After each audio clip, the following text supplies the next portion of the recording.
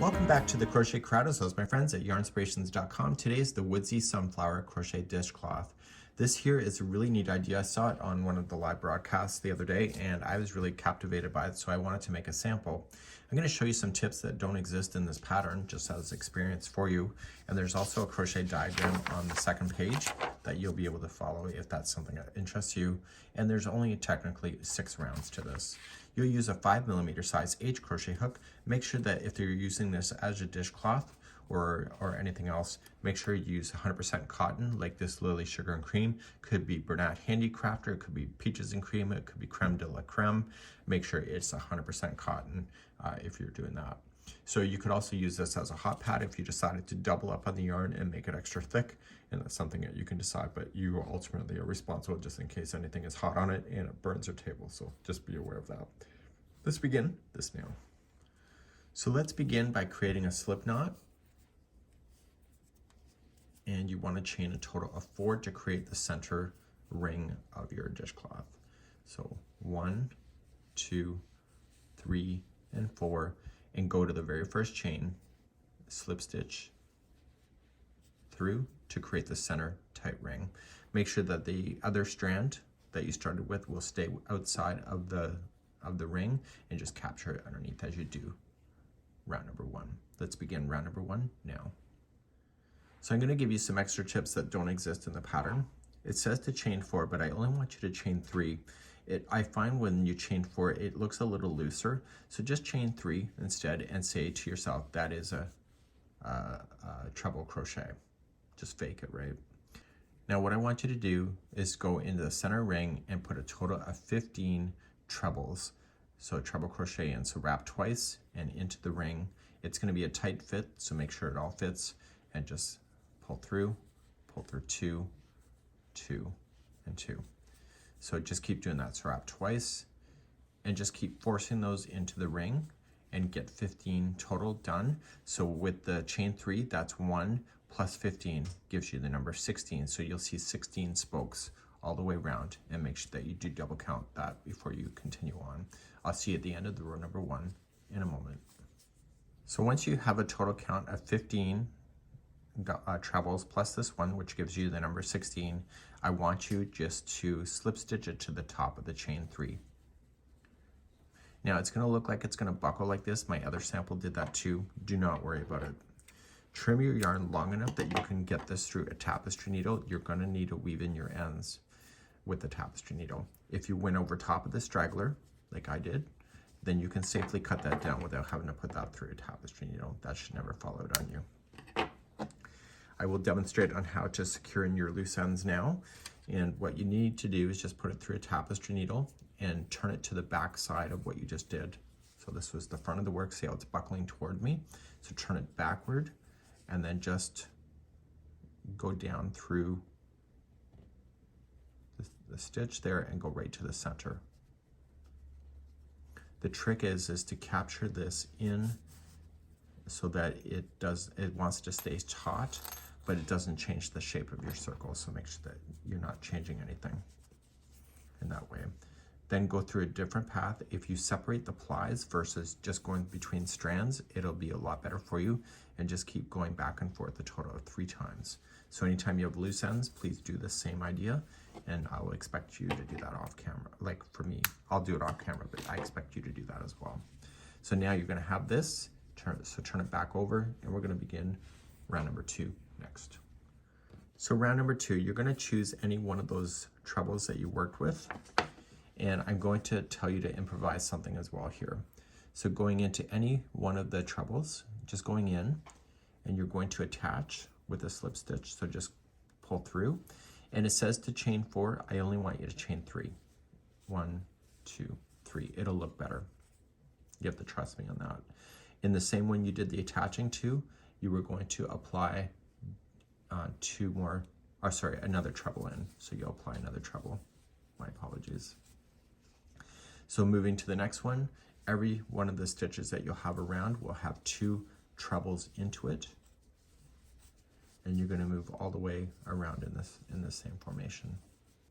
So at the end of this round, you should have a total count of 32, which includes that chain 3 that you had. So please do this around for round number 2. So coming back around, you will have 16 groups of 2, which is a total of 32 trebles, and you're just going to slip stitch to the top of the first chain 3 that you started with. So I want you to fasten this yarn off, secure it in with the tapestry needle, and we'll move on to round number 3 next. Let's begin round number 3. In the top of any one of the trebles, you can decide to go anywhere you want to, and you're going to just attach. And it says to chain 3, I'm saying to you to chain only 2. That'll count as your first double crochet. It'll keep it nice and tight. There's a repeat pattern going around on this. So the next one is going to be 2 double crochets into the next. And then the next one is going to be 1 double into the next one after that. Okay, and you're going to keep repeating that same sequence. So the next one has 2 double crochets into it, and the next one has 1. And you're going to repeat that going around.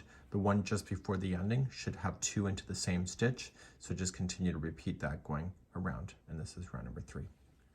So in coming up to the end, the last stitch before the ending is 2 double crochet in it, just keeping in the sequence, and then I want to slip stitch it to the top of the first chain 2, and now get rid of that. And so now we're going to do our last 3 rounds together, 4, 5, and 6, using the same color, and we're going to be doing that next. So let's get ready for round number 4. Let's begin round number 4. So the 4, 5, and 6 will be the same color unless you choose otherwise.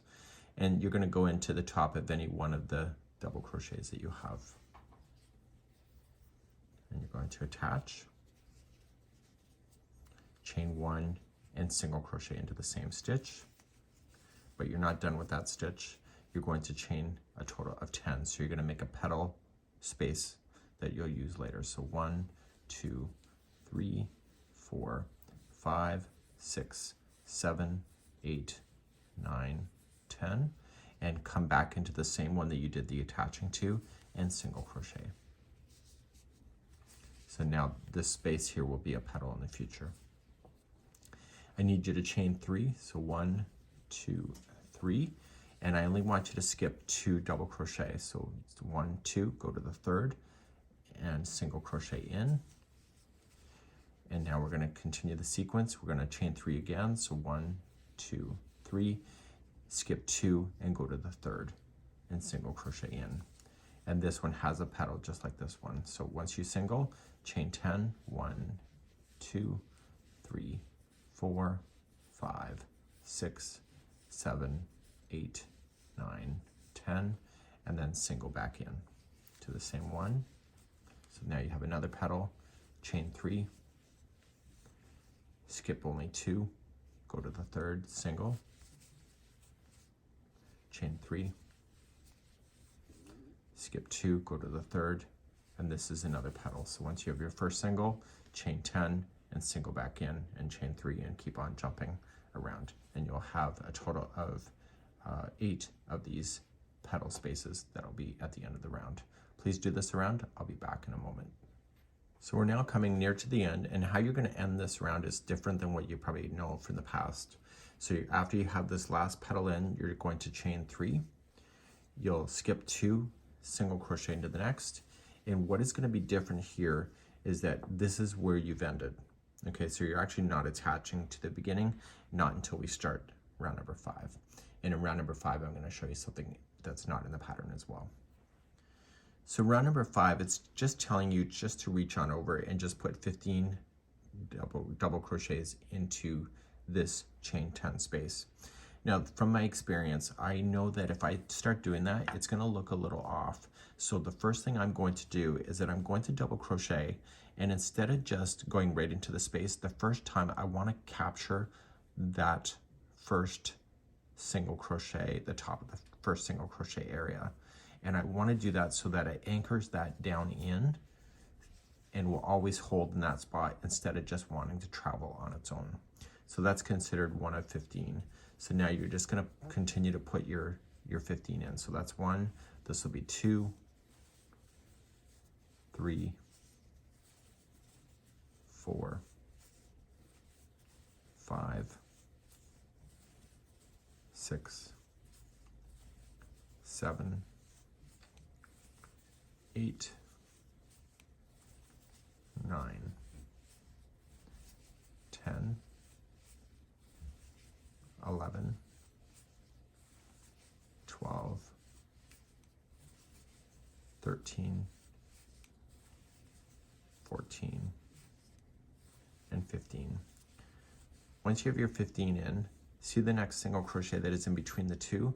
They just want you to slip stitch there. So just going in and slip stitch, and that'll hold that petal in position. And it will get held more in position when you do the next round from now. So right where you are, just reach on over, and this time you're gonna go right into a space. Because this was not existing last time we started, I don't have to worry about that. So I'm just gonna go right into the space, put 15 double crochets in, and then slip stitch to the next single crochet that's after that. And you're gonna do that all the way around, and this will continue with round number 5. I'll see you at the end of the round. So I'm coming all the way back around. I have 15 in here, and I want to slip stitch to the single crochet that's between. Okay, keep things nice and tight. So we're now going to start with round number 6, which will be a lot easier than you may imagine, and let's begin that next. Round number 6, we have to move ourselves to the second stitch up. Okay, so right here is the first one, because we did that as your reach over, so we need to go here. So we're going to slip stitch 2 stitches over to begin. Once you're here, you're going to chain up 1 and you'll single crochet in, and it will get a little bit more interesting once you actually get over the first one and in between, and we'll finish how this is done in between when we get back to this spot. So chain up 3 and skip 1 stitch and single crochet the next, and do that again. So chain 3, skip just 1 stitch and single crochet the next. Then you're going to chain 3, and you'll be considered at the top of the petal when you do that. Skip 1 and single crochet the next, but you're not done here. You're going to do a picot. So to do that, you're going to chain up 3 and come into the same one, slide in, pull through, and that's a picot. Then you'll chain 3, skip 1, and you're going to come down the other side, single into the next. Then chain 3, skip 1, single crochet the next, and keep moving down the petal that way. So chain 3, skip 1, and single crochet the next. You should be in the second last one before the end of the petal. Now you're going to immediately jump, and you're going to come to the second one up on this one here. So here's the first stitch, here's the second, and you're going to single crochet here. So instead of just chaining 3, they want you to chain 1, and they want you to capture this last loop that you made, the last chain 3. Just go around it and slip it together, and then chain 1, and that will link the 2 together, and it will make the outside really quite stable. So back here on the petal, you're going to skip 1, single crochet in. You can see it's attaching now, the 2 petals together.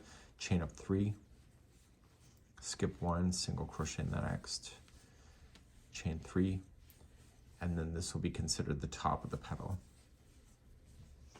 So do your picot. So chain 3, slip stitch in, and then chain 3 after that. So 1, 2, 3, skip 1, and coming down the other side of the petal. So 1, 2, 3, skip 1, single crochet the next, chain 3, skip 1, single crochet the next, and then you're ready to jump. So you're looking for the second one over here, single crochet here, and instead of just chaining 3, you're going to chain up 1, and you're going to loop around this, chain 3 here, slip stitch it, and then chain 1, and then come back here, skip 1, and single crochet up, and now you've just linked those together like you did with there. So I want you to continue that around, and I'll show you how to finish, because the finishing is unique on how this is done at the end. Okay, when you get back around, before you do the final chain 3 to attach it to the second last one, you're only going to chain 1, and you have to, this first one that we started with, you have to loop around that one, So slip stitch there, chain 1, and then you are going to come into the second last one on this side. So it's the only way that you're going to be able to finish that properly. And then you can just trim off your yarn, and you'll notice that this is a lot more stable, probably more stable than your host today. So you're going to just drag the yarn to the back side of it, and then you'll just turn it over and secure in any loose ends that you will have, and you can block it and etc. And this is a kind of a really cool project. It doesn't really take that long, at least it doesn't for me, and it might be a good craft show item in order to play, and it's something that you can enjoy for whatever time frame that you have in your mind. So let's continue now into another video, and I'm going to continue my filming binge today, and I'll see you again next time. Bye-bye.